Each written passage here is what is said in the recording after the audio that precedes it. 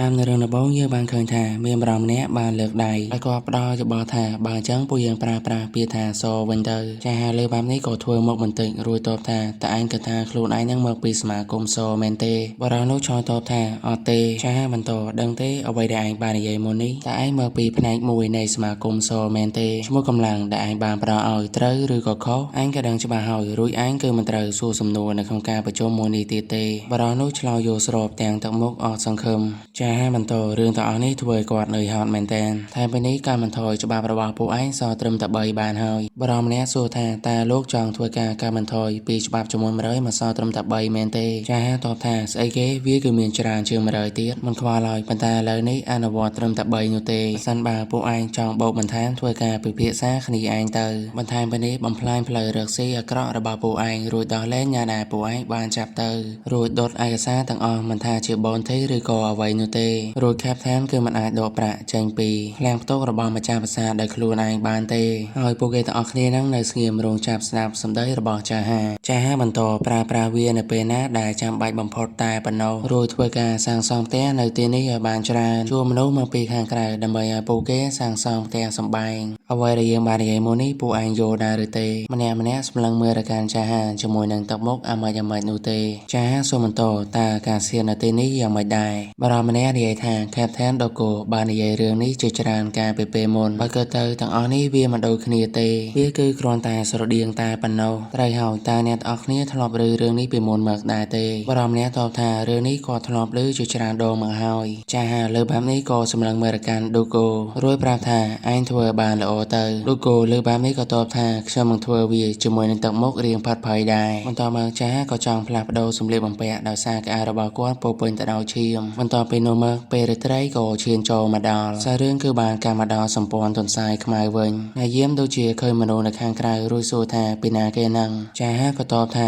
ជាម្ចាស់សម្ព័ន្ធរបស់ពួកឯងហ្នឹងហើយពួកគេលើបែបនេះគឺបានបែកញើសពេញមុខតែម្ដងឬក៏ចាប់ផ្ដើមគោរពស្វាគមន៍ម្ចាស់សម្ព័ន្ធរបស់ខ្លួនចាហានិយាយឡើងថាហេតុអីបានជានៅទីនេះស្ងប់ស្ងាត់ម្ល៉េះតែពួកចង្រៃទាំងអស់នោះជប់ធ្វើការវឹកហាត់បន្ទាប់ពីគាត់បានចាក់ចេញទៅមែនទេភ្លាមនោះជាមួយការបាយអុកក៏បញ្ញាប់ស្វាគមន៍ចាហាដែលបានត្រឡប់មកវិញចាហាសួរថាហេតុអីបានជាទីនេះស្ងប់ស្ងាត់ម្ល៉េះមិនមានការវឹកហាត់ទេឬជាមួយការបាយអុកតបថាមិនមែនអញ្ចឹងទេដោយសារតែជ្រូកព្រៃមាសធ្វើរមាមកទីនេះចាហាសួរថាមេតបមួយនៅក្នុងចំណោមមេតបទាំង12ជ្រូកមាសនោះឬគាត់ក៏តបថាត្រូវហើយរួចគិតថានេះបើតាមទិន្នន័យដែលគាត់បានដឹងជ្រូកមាសគឺជាបរិសដែលមិនមាននរណាគេដឹងថាគាត់បានខ្លាចទៅជាជ្រូកមាសដោយសារតែការស៊ីទៅលើលុបរបស់គាត់ឬមួយគាត់ជាមនុស្សដែលស៊ីលើលុបពេកដែលគេហៅថាជាជ្រូកមាសសមត្ថភាពក្បាច់គុណរបស់គាត់គឺស្ថិតនៅក្នុងចំណាត់ថ្នាក់ទី7ឬទី8គាត់ក៏បានខ្លាចទៅជាសិស្សរបស់មនុស្សអាក្រក់ដ៏អស្ចារ្យជាមួយនឹងលក្ខខណ្ឌរូបរាងរបស់គាត់និងកម្លាំងរាងកាយរបស់គាត់នោះ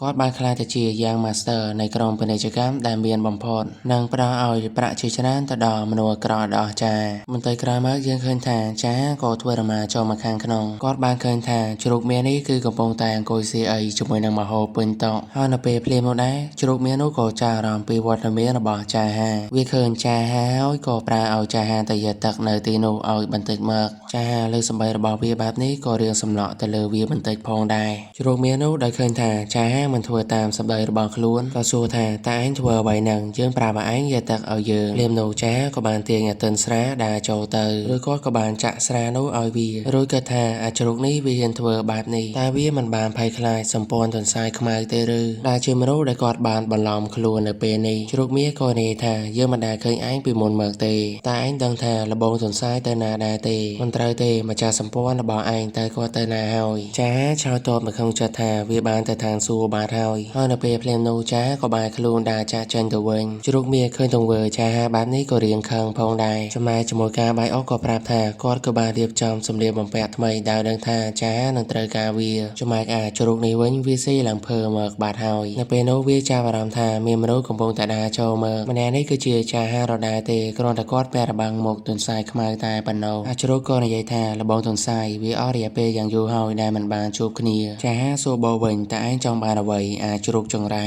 ជ្រូកនោះលើបែបនេះក៏រៀងខឹងព្រមទាំងឆ្ងល់ផងដែរព្រោះចាក៏សួរធម្មតាវិញថាតើឯងមានការងារអ្វី អាចរោគនោះតបថាក្រុមពាណិជ្ជកររបស់ពួកគេហ្នឹងគឺមានអសតចាប់តាំងពីលបងជិតមានការប្រកួតជាមួយនឹងលបងមន់ហើយនោះខ្ញុំក៏ចង់សួរលបងថាតើលបងនឹងចង់ទិញវានៅក្នុងតម្លៃសមរម្យដែរទេចាស់ក៏សួរថាអសតតើវាជាប្រភេទអ្វីទៅអាចរោគនោះប្រាប់ថាស្មើកណ្ដាលភ្លើងសអាយុកាល300ឆ្នាំទៅ400ឆ្នាំចាស់ក៏សួរថាតម្លៃប៉ុន្មានដែរទៅអាចរោគនោះក៏យករបាំងមកពាក់រួចប្រាប់ថាចាប់តាំងពីខ្ញុំចាស់តលបងជាភ្ញៀវដ៏មានតម្លៃមួយហើយនោះខ្ញុំលក់វាត្រឹមតែតម្លៃ50 gold ទេខ្ញុំបានទុកវានៅក្នុងដបប្រអប់នៃស្មៅកណ្ដាលភ្លើងសនោះចាស់ប្រាប់ថាឆាប់យកពួកវាមកឲ្យយើងអាចរោគនោះតបថាបើលបងបានសម្រេចចិត្តហើយឲ្យខ្ញុំសុំទោសផងខ្ញុំក៏មានកម្រងមួយនេះដូចគ្នាជាមួយនឹងលបងមន់ផងដែរចាស់ក៏ថាអាចរោគនេះនឹងផ្លាស់ប្ដូរខាងនៅពេលដែលអ្នកណាគេស្វែងរកវារឿងនេះធ្វើគាត់បានដឹងថាតំណាតំមើនៅក្នុងនេះពិតជាអញ្ញាញ៉ៃខ្លាំងណាស់ពេលនោះអាចរោគក៏ធ្វើរមាចាស់ចេញទៅ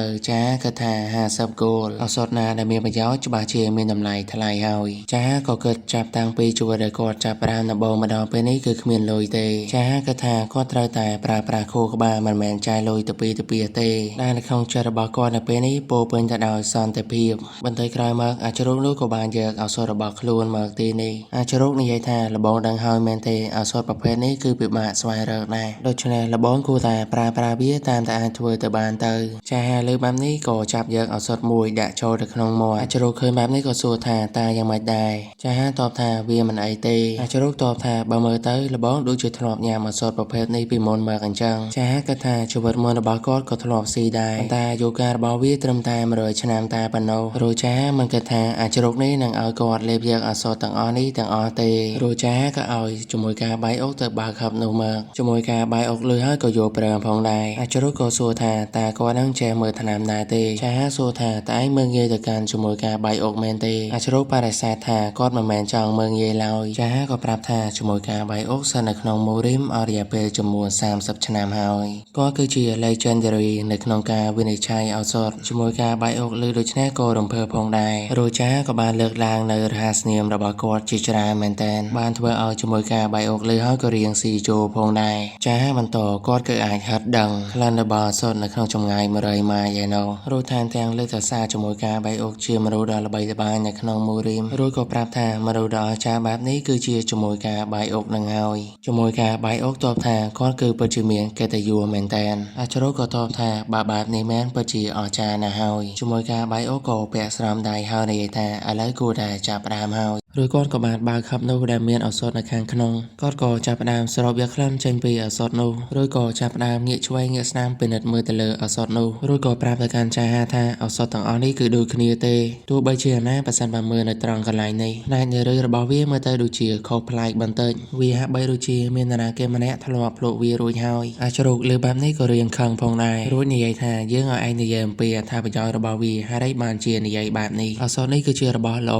នៅក្នុងដៃរបស់យើងគឺមានច្រើនជាង3តម្លៃវិញត្រឹមតែ50 gold ប៉ុណ្ណោះជាមួយការបាយអុកលើហើយក៏សុំទោសទៅកាន់អាចរោគនោះឬក៏ប្រាប់ទៅកាន់ចាស់ថាឱសថនេះគឺជារបស់ល្អដែលគុណភាពរបស់វាគឺមិនងាយរកមាននោះទេប៉ុន្តែគាត់បានប្រាប់ខ្ញុំថាវាពិបាកនៅក្នុងការជួញដូរដូច្នេះមេតបឋានសួគ៌ជ្រោកមាសស្នើសុំប្រាក់យ៉ាងហោចណាស់ក៏ចំនួន100 gold ដែរអាចរោគនោះលើសម្ដីបែបនេះហើយក៏រៀងខឹងផងដែររួចក៏សួរទៅកាន់ជាមួយការបាយអុកថាមានចំណេះដឹងតាក់ទងទៅនឹងឱសថដែរទេចាស់ឆ្លើយតបវិញឥឡូវពិនិត្យមើលលុយរួចចាក់ចេញទៅអាចរោគនោះទៅបើកមើលក៏ឃើញថាសុទ្ធតែជាដុំមាសរួចតបទៅកាន់ចាស់ថាបើមើលទៅវាត្រឹមត្រូវហើយរួចក៏បញ្ជាកូនចៅរបស់ខ្លួនឲ្យយកហឹបមាសនេះដាក់លើរទេះអាចារ្យវិញក៏យកឱសថដែលទៅតែទិញនឹងស៊ីភ្លាមតែម្ដងអាចរោគនោះឃើញបែបនេះក៏សួរថាហេតុអីបានជាបញ្ញាប់ស៊ីវាលឿនម្ល៉េះលបងគួរតែចូលទៅក្នុងបន្ទប់ដើម្បីត្រៀមការវឹកហាត់ទើបត្រូវចាស់គាត់ថាដោយសារតែគាត់គឺមានកូចឋានសួគ៌ដូច្នេះគឺមិនចាំបាច់វឹកហាត់ទេដែលកូចឋានសួគ៌នឹងស្រូបយកធម្មពលរបស់ឱសថទាំងអស់នោះហើយមើលទៅមានតែខ្ញុំម្នាក់ទេ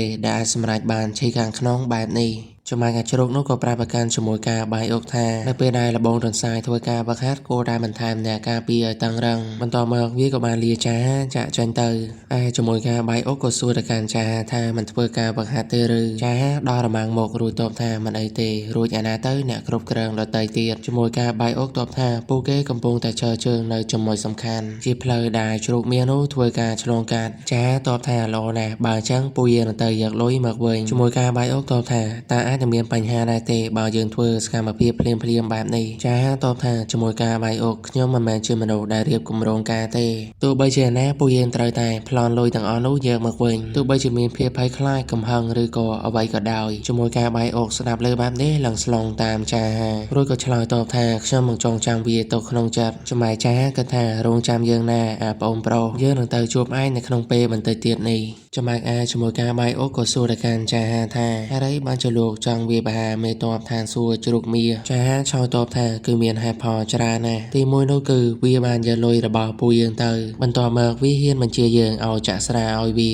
ហើយមួយទៀតអាហារដែលវាបានស៊ីហ្នឹងក៏មិនទាន់បានបង់ប្រាក់ដែរជាមួយការបាយអុកបន្តថាត្រូវហើយអាហារដែលជ្រូកនោះបានស៊ីសុទ្ធតែជារបស់ថ្លៃ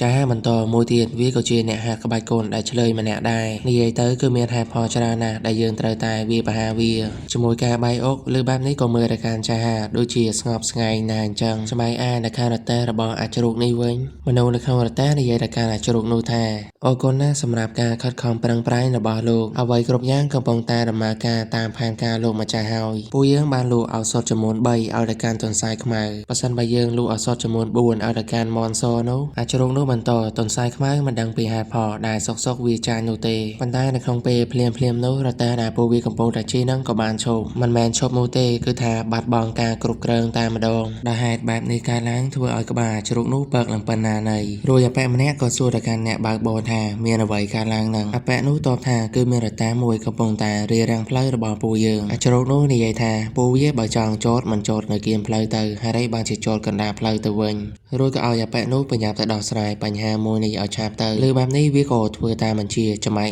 អ្នកនៅខាងរទេះមួយទៀតនោះក៏ប្រាប់ថារងចាំបន្តិចទៀតទៅពួកយើងប្រាប់ហើយថាមិនមែនចង់រារាំងផ្លូវនោះទេប៉ុន្តែអប៉ែមួយនេះគឺថាបានតែកំភ្លៀងយ៉ាងតែម្ដងរួចមិនមែនត្រូវតែម្នាក់នោះទេអ្នកផ្សេងទៀតក៏ត្រូវផងដែររួចក៏ស្រែកឡើងថាហេតុអីបានជាពួកឯងហ៊ានរារាំងផ្លូវលោកម្ចាស់យើងប៉ុន្តែភ្លាមនោះចាក៏លោតមើលពីខាងក្រោយបានយាយជើងបានហើយគឺគ្មានអ្វីនោះទេគឺថាលោតធាក់ពីខាងក្រោយនឹងឯងធ្វើឲ្យអប៉ែនោះបានទៅខ្ទប់ទៅនឹងដើមឈើជិត20ម៉ែត្ររួចត្រូវតែមួយជើងហ្នឹងគឺថាបាត់មាត់ជ្រាបតែម្ដងចាហានិយាយឡើងថាហេតុអីបានជាពួកឯងហ៊ានប៉ះពាល់មនុស្សត្រកូលថោកទាបរបស់ពួកយើងអ្នកដែលប៉ាវមុខមុននេះក៏ប្រាប់ថាមុននេះពួកយើងគ្រាន់តែនិយាយធម្មតាទេ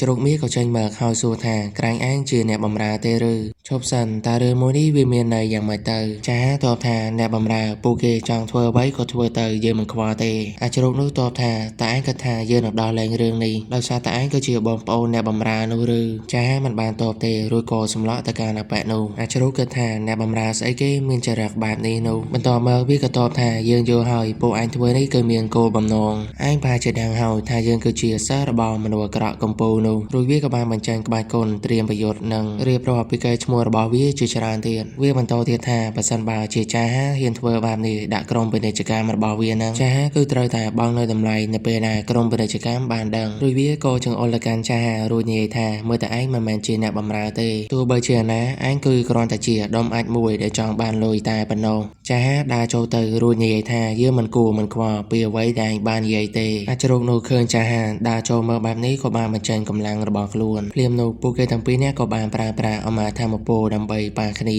ដោយសារតែមិនអាចបែកចែកចាញ់ឈ្នះអ្នកទាំងពីរក៏បានបន្ថែមកម្លាំងចូលទៅរៀងខ្លួនប៉ុន្តែពួកគេនៅតែមិនដឹងថាណានាគេគឺមានប្រៀបជាងទេជ្រូកនោះនិយាយថាឯងគឺពិតជាល្ងងណាស់ដែលចង់ប្រើប្រាស់ធម្មពលឈីទប់ទល់ជាមួយនឹងយើងនោះនៅក្នុងផ្លូវពាណិជ្ជករយើងបានលេបយកឱសថជាច្រើនដែលវាបានជាមួយទៅដល់ឈីខាងក្នុងរបស់យើងបើសិនបើចង់ប្រយុទ្ធដោយប្រើប្រាស់ឈីខាងក្នុងដើម្បីប្រឆាំងជាមួយនឹងកូនសិស្សមនុស្សអាក្រក់កំពូលនោះវាមិនអាចទៅរួចទេទទួលស្គាល់ការបរាជ័យរបស់ឯងទៅរួចគ្រាន់តែនិយាយចោលភ្លាមវាក៏មានការភ្ញាក់ផ្អើលព្រោះតែឃើញថាធម្មពលឈីរបស់ចាគឺកាន់តែច្រើនជាងមុនចាគិតថាតើនេះជាសមត្ថភាពរបស់កូចឋានសួគ៌មែនទេឈីធម្មពលរបស់ជ្រូកនេះបានចូលមកក្នុងរាងកាយរបស់គាត់ប៉ុន្តែអមាធម្មពលកូចឋានសួគ៌នឹងក៏បានលុបបំបាត់វាចំណែកជ្រូកនោះគិតថាហេតុអីបានជាឈីធម្មពលរបស់វាសុកចាក់ចេញពីរាងកាយអញ្ចឹងដឹងបែបនេះក៏ស្រែកឡើងយ៉ាងខ្លាំងថាចាប់ចាក់ចេញពីផ្លូវរបស់យើងទៅប៉ុន្តែនៅពេលនោះទីកន្លែងដែលពួកគេកំពុងឈរនឹងក៏ស្រាប់តែប្រេះឡើងយ៉ាងខ្លាំង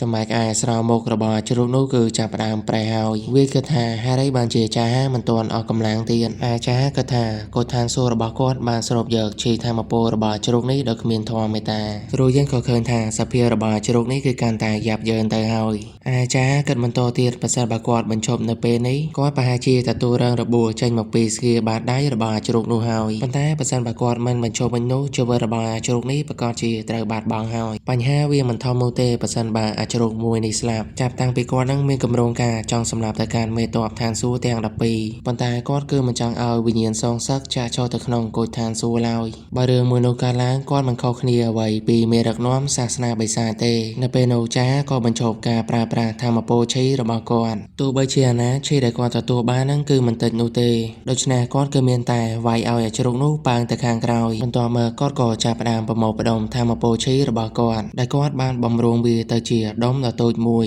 បើមើលទៅដូចជាមានមាត់បិសាចកំពុងតែលេបត្របាក់អញ្ចឹងចំណែកអាជ្រូកនោះវិញសម្លឹងមើលទៅកាន់ចាហាជាមួយនឹងភាពតក់ស្លុតមែនតើបើសិនបើគ្នាយើងចង់ឧបត្ថម្ភមកកាន់ខ្ញុំបានក៏អាចឧបត្ថម្ភបានតាមរយៈ QR Code ដែលមាននៅលើវីដេអូនេះដោយរាល់ការដំណើររបស់អ្នកទាំងអស់គ្នាគឺជួយមកដល់រូបខ្ញុំបានច្រើនមែនតើ